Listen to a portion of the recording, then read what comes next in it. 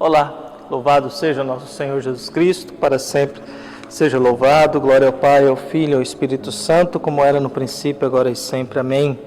6 de julho, quarta-feira, 14ª semana do Tempo Comum. Hoje também é dia de Santa Maria Gorete. Peçamos a Deus, queridos irmãos e irmãs, paroquianos aqui da nossa paróquia, Nossa Senhora da Badia, Lagoa da Confusão, Diocese de Cristalândia, que abençoe e ilumine o nosso dia.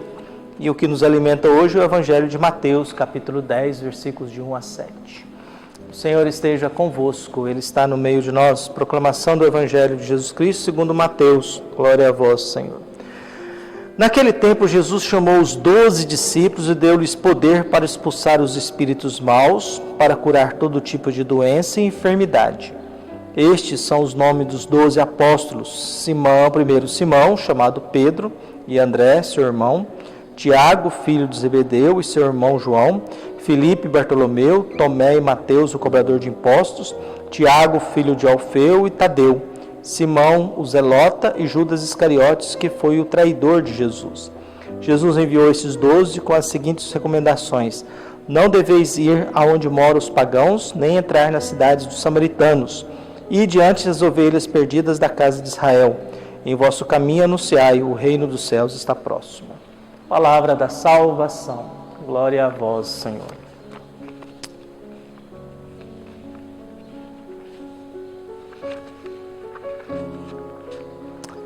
Eduardo Galeano, de 1940 a 2015, um escritor uruguaio.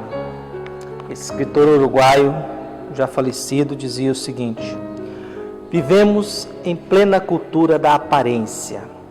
O contrato de casamento importa mais do que o amor, o funeral mais do que o morto, as roupas mais do que o corpo e a missa mais do que Deus. É muito interessante, nós vivemos nessa cultura da aparência. A gente tem que aparecer. Às vezes a gente tem que perguntar se eu também não estou fazendo isso para aparecer, né? Mas a gente faz isso para partilhar um pouco a nossa fé, as nossas ideias, porque eu, como padre, tenho a obrigação de dizer alguma coisa para esta paróquia, a qual me foi confiada através do bispo diocesano de Cristalândia, Dom Queiroz.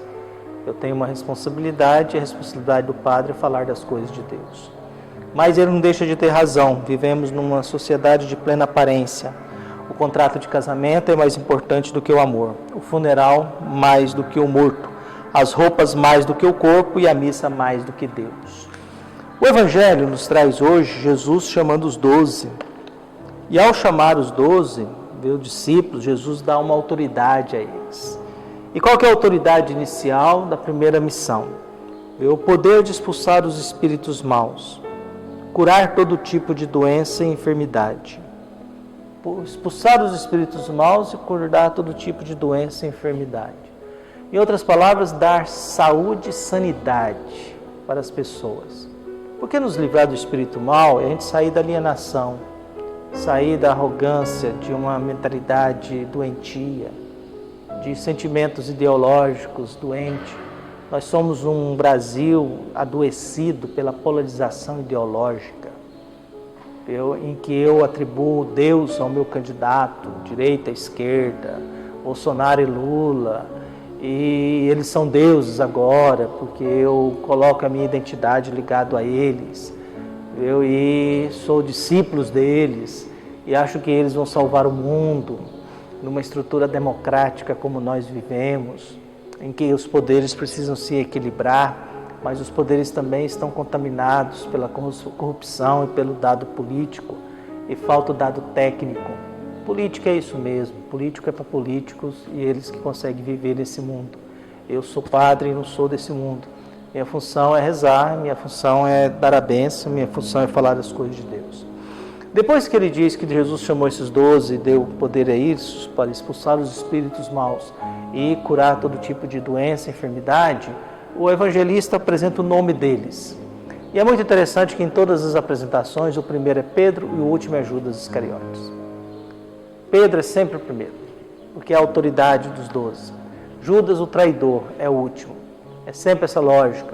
Alguns colocam, são irmãos, outros apresentam quem é o pai, outros apresentam quem é um zelota, viu? outros apresentam que é um cobrador de impostos, viu? Mas são 12. Viu? E depois disso, que Jesus chama os 12, lembrando que o primeiro é Pedro e o último é Judas Iscariotes e tudo ali, ele dá as orientações. A orientação é básica e é a primeira orientação para a missão. Não entreis em território pagão nem de samaritanos. Ide antes as ovelhas perdidas da casa de Israel. E no caminho anunciai, o reino dos céus está próximo. Porque essa era a mentalidade inicial. Deus veio só para os judeus. Não veio para os pagãos e não veio para os samaritanos. E Jesus é de formação judaica. Jesus é daquele mundo. Então ele foi alimentado com essa mentalidade. Foi alimentado com esta orientação. Então expulsar os demônios, curar os doentes, tirar o ser humano da alienação e da doença, mas não entre em território pagão e nem de samaritanos. Primeiramente é o povo da casa de Israel, o povo de Deus.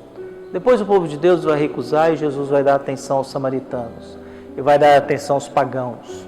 Mas o anúncio é sempre o mesmo, o reino dos céus está próximo. Não chegou, está próximo.